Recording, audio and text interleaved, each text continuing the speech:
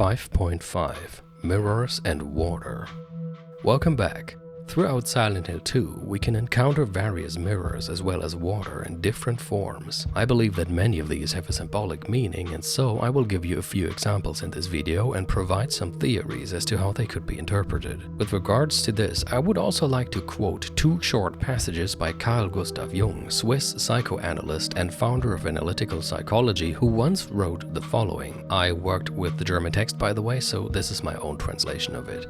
Water is the most common symbol for the unconscious. The lake in the valley is the unconscious that lies, in a manner of speaking, below the conscious mind. And whoever looks into the mirror of water will first of all see their own image. Whoever goes towards themselves risks an encounter with themselves. The mirror does not flatter anyone. It truthfully reflects that which looks at it. That is, it reflects the face that we never reveal to the world, because we usually hide it behind our persona or a mask for acting. The mirror, however, lies behind the mask and shows the true face. Now, I'm not quoting Jung to imply that the developers definitely knew about these particular passages and took ideas directly from Carl Gustav Jung's writings, although that is a possibility, I guess, but I would argue that you don't need to have read Jung to come up with the idea of using water as a symbol for the unconscious and mirrors as symbols of self-reflection and of meeting your true self, but the quote certainly fits our topic. And when reading that particular part about the lake in the valley being the unconscious that lies below the conscious mind, one cannot help but feel directly reminded of the beginning of the game, where James looks down upon the lake in the valley of Silent Hill, a city which can indeed be interpreted as the unconscious mind into which James will soon descend. Speaking of the beginning of the game, the very first scene shows James taking a look in the mirror, and if we think of mirrors as symbols of self-reflection and as objects where it's possible to meet that which lies behind your mask, then the scene with James looking at himself in the mirror is a very fitting opening shot, considering that the whole point of James' journey into Silent Hill is to face his true self. Later, in an abandoned apartment in the apartment complex, James encounters Angela for the second time, and one of the first things that catches the eye here is a large mirror that takes up almost the entire wall. In front of the mirror lies Angela, a knife in her hand, which is another reflective surface, by the way. Now, I would argue that in this scene, the mirror once again is a symbol of self-reflection, of a confrontation with your true self. And fittingly, this is the first time that Angela shows some signs of awareness of her past. Earlier, during the first encounter with her that takes place on the graveyard, she told us she was looking for her mother and then suddenly claims that she thought her father and brother might be in Silent Hill too. But Angela's father and brother are dead because she killed them, so these words, when we met her for the first time, most likely meant that she has repressed her memories of the murder or that she was actively lying to James. In contrast to that, here, during our second encounter with Angela in front of the large mirror, she begins to hint at the fact that both James and herself are running away from something, and that there might be the need for her to atone for a past misdeed.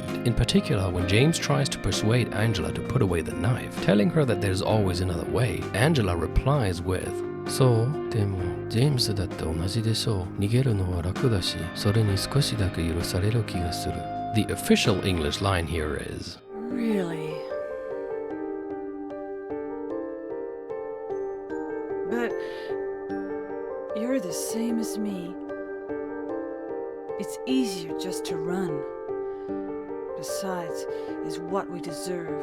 and a more literal translation of the Japanese would be, "Oh really? But you're the same as me, aren't you? It's easier to run away. Besides, I feel like I will gain some forgiveness through this." Considering her choice of words here, both in Japanese and English, it feels like Angela has already seen a glimpse of her true self in the mirror.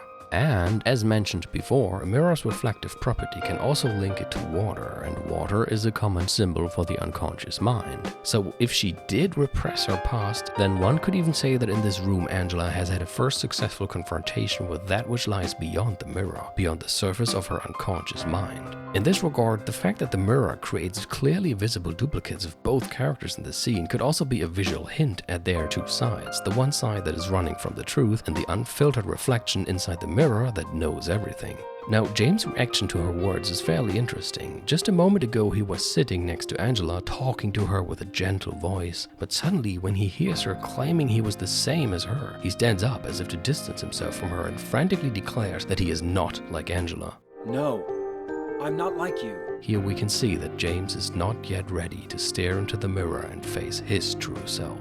And so the focus of this scene remains on Angela, whose duplication through the mirror is also fitting insofar as that in this whole scene she seems to alternate between a depressed and lethargic state of mind and curious and childlike behavior, which in turn could again be linked to the knowing Angela, who has plenty of reasons to be depressed, and the Angela that we have seen on the graveyard, the one that is running away and behaves more childlike. This sort of split into two is visualized particularly well in the shot that shows her turn toward James and change from lethargic to curious, because the camera here shows only Angela, who is duplicated symmetrically on screen by the mirror. How do you know that?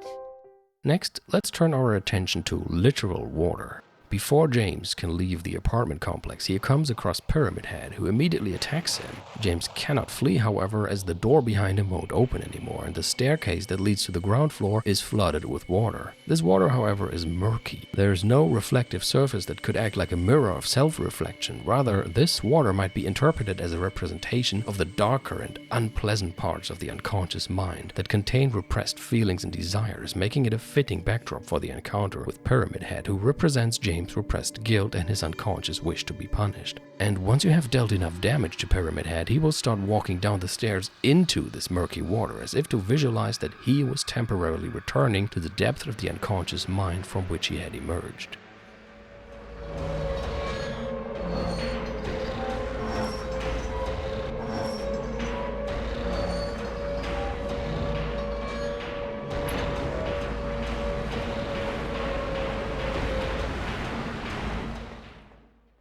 Another sequence of the game where the occurrence of water might be interpreted as a symbol for the unconscious takes place in the hotel. When James is confronted with a video that directly depicts his murder of Mary, this pushes him to finally acknowledge the memories that he had repressed for so long. And right after this scene, the hotel abruptly changes its appearance. Everything suddenly looks run down and kind of moldy, like a place that has suffered a lot of water damage. And in fact, we can actually hear the constant sound of water dripping.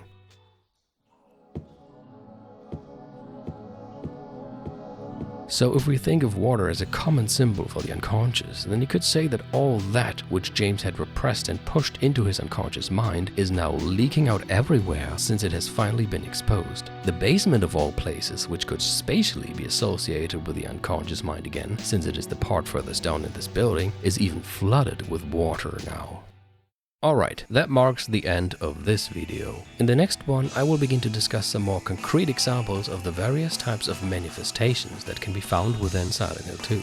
This will be split into 3 videos actually. The first video is going to deal with monsters and boss fights, the second video with Pyramid Head, and the third one with Maria.